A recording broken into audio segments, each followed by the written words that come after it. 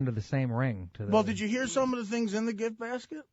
No, I didn't hear what was in the gift. Would that change my mind? Well, I don't know. I'll give you a couple. This is, again, I love Derek Jeter, but I can't help but agree with you here. A picture of a drunken stripper in Kansas City with a caption reading, "You now have something in common with this disease-ridden pig." Ew! That's terrible, right? That's like, right? No good? I don't believe that that's what's in that. I can't. That's just from 60 Minutes we got this. Oh, then it's verifiable.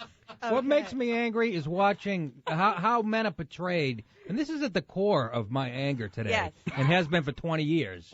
And my wife can't even be in the same room with me watching TV. How women are portrayed as flawless superheroes for the last 25, 30 years on TV, whether it's a sitcom, the husband's a moron, whether it's a commercial, every commercial has a mean-spirited dig at the guy for no reason whatsoever. It's, to me, and if it was reversed, to be picketing, you'd have a line of lesbians in front of ABC. Actually, it wouldn't necessarily be lesbians. I actually agree with you. You 100%. have to. You can't argue with this. Too. I agree with you. I think Catherine's attracted to Nick and his line.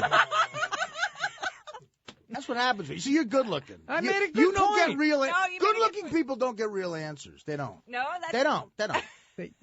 My husband feels the same way that you do. So does mine, actually. by the way. Yeah, because I would hope so at this point. A-holes.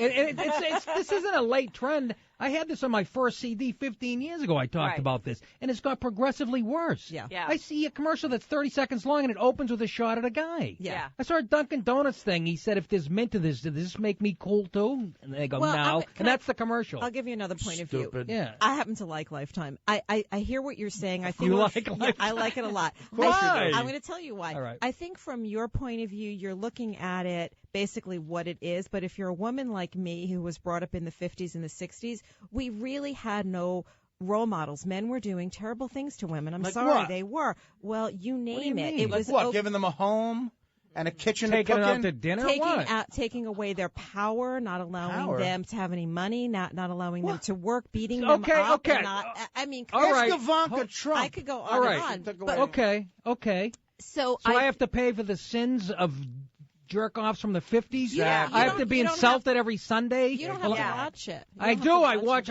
It's all I have is football games, and that's when they run this stuff. He's making a good point. And my liberal DB friends will always go, oh, they're just playing to the women's ego. I heard a feminist say this. The reason the commercials, the guys are portrayed as jerks and mean, it was because there were commercials back in the 60s where the husband yelled at the wife she brought the wrong coffee. And I've still yet to see that commercial, or she bought the wrong detergent. This was the woman from Now, Terry O'Neill, that's got a face like a booth. Well, I do remember, lots of things. I do remember women were, in the back, and they walked behind their husbands. And women were definitely a second-class citizen. Good. So what Lifetime does is it gives us an opportunity to actually kind of be out about. We have power, and men do terrible things. So you want to be 10 feet in front? You want to be 20 feet in front? That's fine, as long as you're away from us. Why can't we all get along? As long as we can't hear your conversation about shampoo. Lifetime is a 24-hour channel just to make men look like rapists. There's three of them. There's three of them. They have 3 channels. And that's on top of the commercials and sitcoms where the husband's a fat pig and just an idiot. Not fair. It isn't fair. It isn't. It's really. I love it. Again, the one group you can make fun of is fat pigs. Now you know why I'm the only one in the room. Now you know why I'm angry, though. I just, again, idealist or whatever you said. Here's Nick off stage. It's unfair, as you say. Here's a story of Nick off stage. And this is why I think he could have more friends if he really tried. I get it, Dan. 1 minute. Shut up. It was mean. We did comedy with a kid who stuttered. Mm-hmm. Poor guy had a speech impediment. And he would only do 2 minutes a night. Me and Nick had to do a majority of the work. But he sucked, so we let him do 2 minutes a night. So we were going over the lineup one night in Boston backstage, and the kid misinterpreted what Nick said, thinking that Nick wanted him to do more time when he really wanted him to do less time. Mm-hmm. So the kid says to Nick backstage, he goes, hurry up. He goes, hurry up.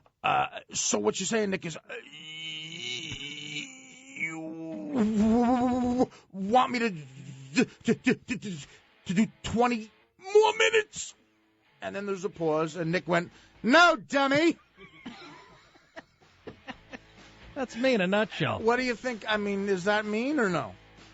It could have wasn't been nice. It could have been said better. Ladies, thank you so Say it much better. for coming in. Say Both it better. Kathy and Catherine, thanks a lot. I- Working for you why don't isn't hang working for around? me. Let's do like the NFL with them. You're going to leave him? Oh, Thank okay. you. Hang out if you want. All right. We'll plug your book. And now, live from America's Man Cave, It's a cold, realistic world. it's the Nick and Artie Show. Uh-oh. Look out. Here it goes.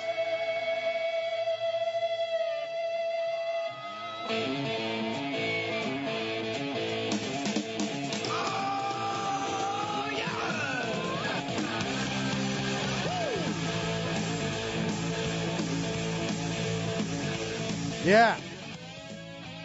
Welcome back to hour number 3 of the Nick and Artie Show. You know, Nick, I felt that we were sort of friendly with the nice coach, Broads. Yeah, And I thought, like, we were cool with them. Like, you know, everything was all right. yeah, During the commercial, when it was time for them to leave, yeah. I mean, like, they literally Couldn't get out of here They fast sprinted. enough. The one girl, Kathy, said, "Catherine, come on!" And ran out of Yeah. here, like they were scared of us. She was the more feminist of the two. But Nick brought up a good point. I might, as usual, I crossed the line, like with Joe Buck Live. I crossed the line. When I asked Kathy for oral, you think that's what got them mad? No, it's when you let the coffee get cold. Yeah, that was the line. You think so? Well, I if they're hope we listening, can get 'em back. If they're listening, I apologize, and we want them back because they probably were our greatest guests of all time. Well, here's our second greatest then. Who's this? Our buddy Mike Fern from MLB Network. And who's that again? Real quick. God, you're terrible. I'm kidding. Mike, welcome to the show, I buddy. know Mike from St. Louis, right?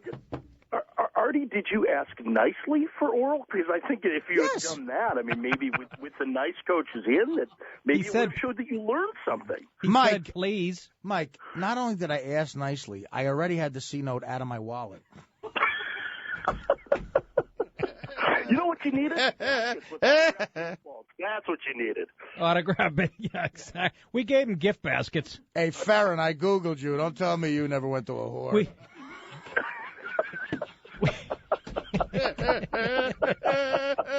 Oh, you got a hooker. You know what you got to do with a hooker and ball? You got to dip her in gravy. Doing a Midwestern That's accent. good to see that the coaching lasted all of about 4 minutes, guys. Really. It was like we'd have been better off with Bobby Valentine in here coaching her. By the way, on their card it says, "Be nice to everyone except Mike